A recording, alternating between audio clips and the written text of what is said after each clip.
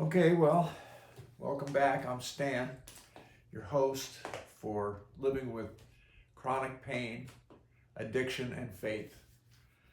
And the last episode I filmed for you was my doctor refilling my morphine pain pump, which I thought you'd find interesting how they go about doing that. And that gets done every 60 to 90 days, as we said. So what happened after the accident, if you've seen the other episodes, you know I had an accident that was sort of not directly related, but caused all of this stuff. And then I had surgery. And after my back surgery, my orthopedic surgeon basically told me to go find myself a good pain doctor, that I would be on pain medicine the rest of my life. And I might as well just break down and go get it. So I did. I went, found myself a really good pain doctor, and we went through several of the, just about every one of the varieties of OxyCodone, OxyContin, all of the opioids completely, starting with Vicodin and some of the lower potency drugs that really didn't do anything for my pain. The opioids really never, I can't say they ever really contributed to my pain relief. They made me tired, and they removed any spirit that I would have had, if you know what I mean. I was no longer, I didn't have any energy. It was not, glad to see this, nothing. It was just a very flat affect, and it just, a very deadpan kind of existence. That's about all they could do.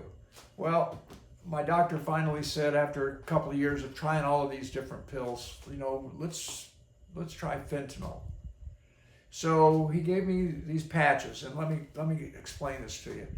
This fentanyl drug is so dangerous that when you get it from the pharmacy, and it comes as a patch to be applied. In my case, it was to be put on my neck, much like the scopolamine patches that they give people nowadays for seasickness and motion sickness and things. But it comes in a sealed foil pack, and it says right on the packet on the outside, caution, caution, handle with care, do not open without reading the instructions, blah, blah, blah. So you open that package, there's another package inside that says basically the same thing. You open that up, and there's written instructions wrapped around this other package of goodies.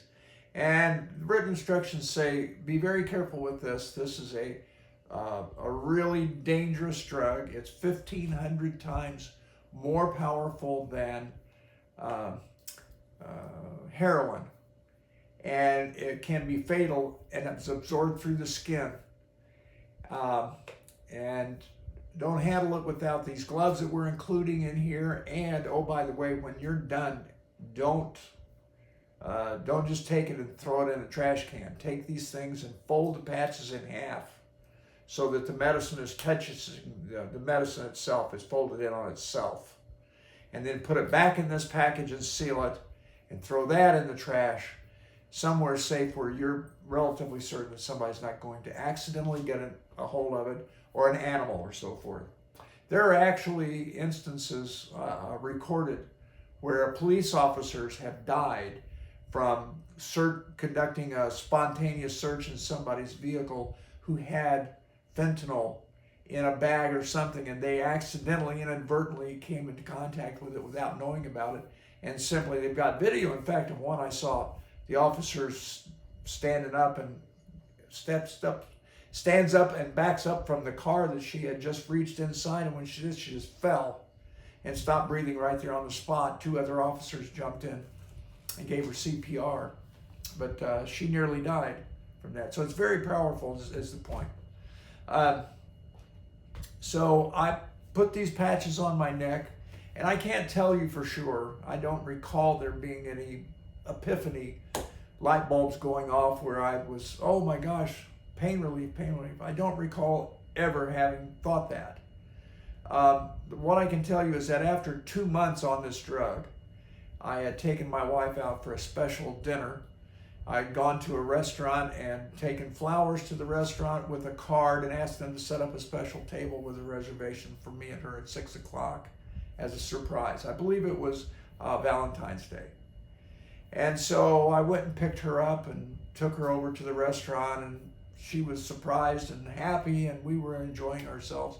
And suddenly I got wet. I mean wet.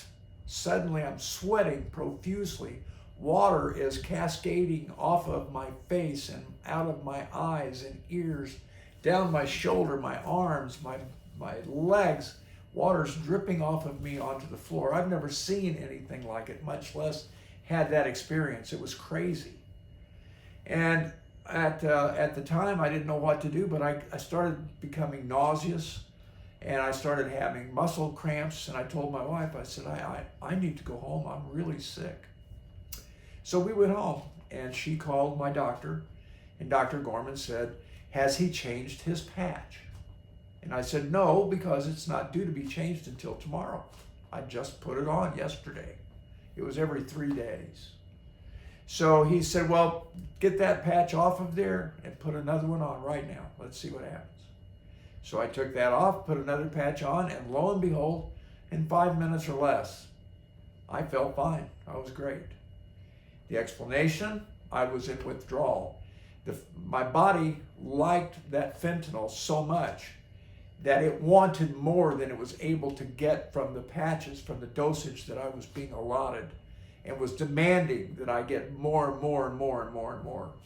And it was willing to cripple me and do terrible, terrible, painful things to me to get it, which is really frightening. So I called my doctor back and said, look, I don't want anything to ever have that kind of control over me. I've got to get off of it. Get me off of that stuff. So we did. We weaned me off of that. Went back to some of the other opioids and made a decision shortly thereafter that we were actually going to move ahead and put a pain pump in and go to direct morphine injections into my back. So that's where we'll end for today. Now, I had alluded earlier to this special recliner chair. I want to tell you about it quickly. This is called a ZERO Gravity chair, and I had never heard of them. I've got a regular recliner, and the regular recliner, I've drawn these out so that you can kind of see what the difference is. The regular recliner does this. It's just a back and a seat, and there's the leg, and when you push it down, the back kind of rotates down. The seat maybe moves a little bit forward, probably not, and the leg, the footrest thing comes up and holds your feet out, basically level with your buttocks. The ZERO Gravity chair, this is all one piece, it seems. It's more like this. And so when you push the button, this whole thing rotates around. It's like it goes like this and holds you in like a cradle. In addition to which, the footrest comes up higher and brings your knees up above your heart, which is really good for your heart. And the doctor tells me that this chair is really, really, really good for your body, no matter whether or not you have pain. So my wife had found these. She found a sectional sofa that had 3 of these built into it. We bought it. It's in my living room. I sit in it all the time. I wouldn't want to do without it. They're wonderful. I highly recommend it. If you have back pain, leg pain, or you just need some rest, check these things out. I don't think they're crazy expensive. I think you can get them reasonably cheap, and it's good for you.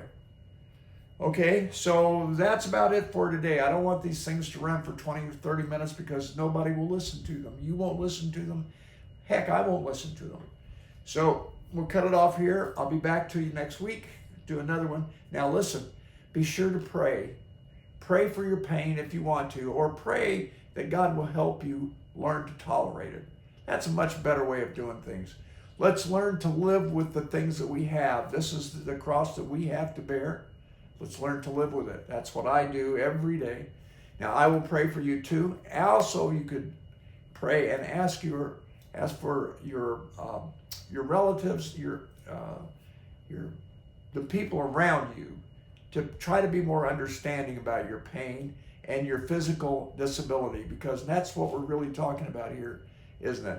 Your pain is really, that's kind of a personal issue, but it's your disability that they need to be understanding that that's what this is. It's a disability. It's not you whining. It's you can't do things anymore, and they need to get used to it. Okay? And I'll pray for you too, and I will see you back in a week. We'll do another one of these in a week, okay? Come on back. Let's do it. Don't forget, subscribe and like.